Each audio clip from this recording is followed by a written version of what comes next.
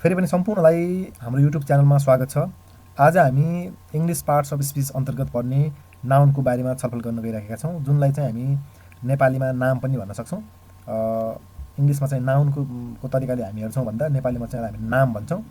यसलाई अगाडि हेरौँ। सुरुमा चाहिँ हामीले छोटो रूपमा चाहिँ नाम अथवा नाउन भनेको के हो त, और वाट इज नाउन भन्ने तरिकाबाट हामी अगाडि बढ्छौँ। यसको डेफिनेसन हेरौँ। A noun is a word that names a person, place, thing or idea भनेको छ। So it answers the question what is it called, है, अथवा कुनै चिज के हो, यसलाई के भनिन्छ भन्ने कुराको एन्सर बताउने यदि कुनै वर्ड छ भने त्यस्तो वर्डलाई हामी नाउन भन्छौँ। त्यो नाउन चाहिँ पर्सन, मान्छेको नाम हुनसक्छ, त्यो कुनै ठाउँको नाम हुनसक्छ, कुनै वस्तुको नाम हुनसक्छ, अथवा कुनै आइडिया, है, त्यस्तो नाम पनि हुनसक्छ। यसरी चाहिँ हामीले नामलाई चाहिँ डिफाइन गर्छौँ भन्ने हो। अब नामलाई पनि हामी विभिन्न तरिकाले यसलाई डिभाइड गर्न सक्छौँ। यसको चाहिँ धेरै टाइप्सहरू छन्। त्यही भएर हामी यहाँ टाइप्स अफ नाउन अन्तर्गत विभिन्न नामहरू हेरौँ। सुरुमा हेरौँ प्रोपर नाउन। यसलाई हामी नेपालीमा चाहिँ व्यक्तिवाचक नाम भन्छौँ, अथवा चाहिँ कुनै एउटा स्पेसिफिक व्यक्तिलाई, स्पेसिफिक पर्सनलाई, कुनै स्पेसिफिक ठाउँलाई अथवा कुनै स्पेसिफिक वस्तुलाई दिने नामलाई चाहिँ हामी प्रोपर नाउन भन्छौँ। त्यही भएर यहाँ हेरौँ हामी, जस्तो names a specific person, place or thing, कुनै विशेषलाई चाहिँ हुनु पऱ्यो। So always starts with capital letter हो। जब हामी प्रोपर नाउनलाई चाहिँ लेख्छौँ इङ्ग्लिसमा चाहिँ, है, इङ्ग्लिसमा जुनसुकै ठाउँमा पनि प्रोपर नाउन आउँछ भने त्यति बेला चाहिँ त्यसको पहिलो लेटर चाहिँ क्यापिटल हुन्छ। फर इक्जाम्पल राम, यहाँ हामीले भनेको पर्सनको नाम हुन्छ। त्यसरी प्लेसको रूपमा चाहिँ काठमाडौँ, है, अथवा प्लेसको रूपमा चाहिँ माउन्ट एभरेस्ट, अथवा सन्डे, अथवा कुनै थिङ हुनसक्छ, होइन। त्यसरी चाहिँ हामी यसलाई चाहिँ प्रोपर नाउनको रूपमा चाहिँ हेर्छौँ भन्ने हो। अर्को टाइपमा चाहिँ कमन नाउन भन्ने छ। कमन भने यसलाई नेपालीमा चाहिँ हामी जातिवाचक भन्छौँ। कुनै एउटा कुराले त्योसँग रिलेटेड धेरै जातिलाई बुझाउँछ भने त्यो जातिवाचक अथवा कमन नाउन हो। So refers to, or common noun refers to general names of places, people, places or things, है।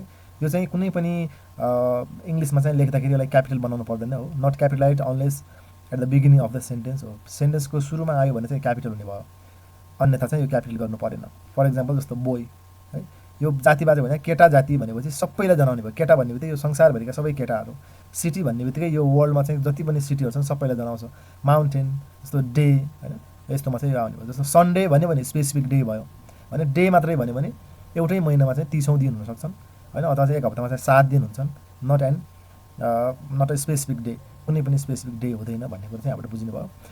अब नम्बर 3मा चाहिँ कङ्क्रिट नाउन, है, जसलाई हामीले नेपालीमा चाहिँ द्रव्यवाचक नाम भन्छौँ, है। For example names things you can see, touch, taste, hear or smell, अथवा फिजिकल अब्जेक्ट भन्ने हो चाहिँ कङ्क्रिट नाउन भनेको चाहिँ, है, जसको चाहिँ के हुन्छ, भौतिक त्यसको संरचना हुन्छ। त्यसलाई हामी देख्न सक्छौँ, हेर्न सक्छौँ, अथवा सुन्न सक्छौँ, त्यसलाई टच गर्न सक्छौँ, होइन, अथवा स्मेल गर्न सक्छौँ। त्यस्ता नामहरूलाई चाहिँ हामी कङ्क्रिट नाउन भन्छौँ। For example apple, car, river, dog, यी कुराहरू चाहिँ के हुन्, कङ्क्रिट नाउन हुन्, जसको चाहिँ एउटा स्वरूप छ, जसको साइज छ, जसको सेप छ, त्यसलाई चाहिँ हामी कङ्क्रिट नाउनको रूपमा चाहिँ लिन्छौँ। अब अर्को छ एब्स्ट्र्याक्ट नाउन। एब्स्ट्र्याक्ट नाउनमा चाहिँ जस्तो names, idea, feelings or qualities, things you can not touch हो। त्यस्ता खालका भावनात्मक नामहरू अथवा त्यस्ता कन्सेप्टहरूलाई चाहिँ हामी के भन्छौँ, एब्स्ट्र्याक्ट नाउनको रूपमा लिन्छौँ। त्यसलाई चाहिँ हामी कुनै पनि तरिकाले टच गर्न सक्दैनौँ, त्यसको कुनै फिजिकल एपिरियन्स हुँदैन भन्ने कुरो चाहिँ यहाँ बुझ्नु पऱ्यो। जस्तो ह्याप्पिनेस, फ्रिडम, अनेस्टी, विस्डम, है, त्यो खुसी भयो, स्वतन्त्रता भयो, होइन, इमान्दारिता भयो, अथवा विस्डम भयो, ज्ञान भयो, यी कुराहरू चाहिँ कहिले पनि देख्न सकिने कुराहरू, होइन, अथवा व्यवहारबाट चाहिँ देख्न सकिन्छ, तर सिधै कुनै एउटा ढुङ्गालाई देखे जस्तो देख्ने कुराहरू चाहिँ यो भएन। त्यही भएर चाहिँ हामी एब्स्ट्र्याक्ट नाउनको रूपमा चाहिँ लिन्छौँ। त्यसै गरी मटेरियल नाउन, है, मटेरियल नाउन पनि छ यहाँ, त्यसलाई हामी द्रव्यवाचक नाम पनि भन्छौँ। मटेरियल नाउनलाई चाहिँ जस्तो नेम्स अफ सब्सटेन्सेस और मटेरियल्स, विभिन्न किसिमका मटेरियलहरू जसलाई चाहिँ कुनै न कुनै तरिकाले यसलाई हेर्नको लागि नापजोख गर्नुपर्ने जस्ता चिजहरू, होइन, यस्ता चिजहरू चाहिँ यसमा आउँछन्, होइन।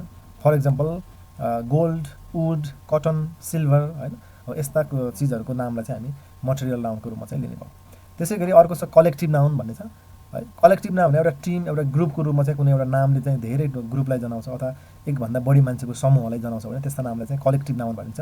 So names a group of people, animal और थिङ्स एट वान युनिट भनेको छ।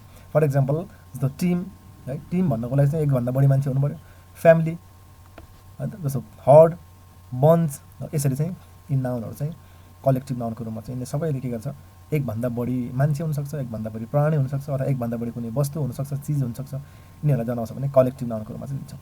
त्यसै गरी अब नाउनलाई चाहिँ एउटा अर्को तरिकाबाट पनि हामीलाई डिभाइड गर्न सक्छौँ, यसका टाइपहरू छुट्याउन सक्छौँ। फर इक्जाम्पल जस्तो काउन्टेबल नाउन र अनकाउन्टेबल नाउन भनेर चाहिँ हामीले छुट्याउन सक्छौँ। जस्तो काउन्टेबल नाउन भन्दाखेरि के भन्दा क्यान बी काउन्टेड है, जुन पनि त्यस्तो नाम जसलाई हामी 1 2 3 4 5 भनेर काउन्ट गर्न सक्छौँ है, त्यस्तोलाई चाहिँ काउन्टेबल नाउन भनिनु भयो। जस्तो ह्याज सिङ्गुलर एन्ड प्लुरल फर्म।